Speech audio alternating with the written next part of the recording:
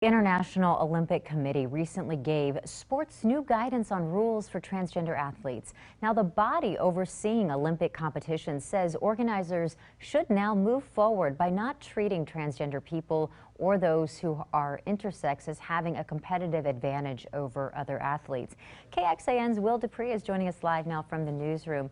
And Will, what stands out about this is that it sounds like it contradicts what lawmakers have said here in Texas. Well, Britt, it directly goes against the arguments made this year by Texas lawmakers. Remember, it's now the law here to ban transgender students from participating in sports matching their gender identity. The legislators who supported this bill argued that trans athletes would make competitions unfair and scholarships unattainable for others, even though there are no examples of either happening in Texas. Now, this 6-page document here released by the IOC pushes back on that very notion, stating specifically in this that, quote, athletes should not be deemed to have an unfair or disproportionately competitive advantage due to their sex variation, physical appearance, and/or transgender status.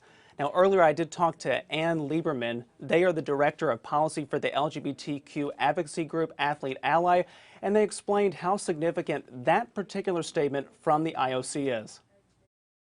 If essentially the most important governing body in sports is making a pathway for trans and intersex athletes to compete, that there's absolutely no reason other than cruelty, political posturing, and an anti-trans agenda to try to ban middle schoolers from playing sports with their friends, because that's essentially what we're talking about. And Will, despite the IOC releasing this new guidance, we suspect that transgender athletes could still face some barriers to compete in certain sports or for their countries in the Olympics.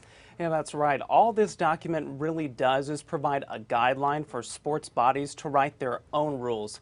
The IOC would obviously like those entities to follow its own framework, but implementation may face some pushback moving forward.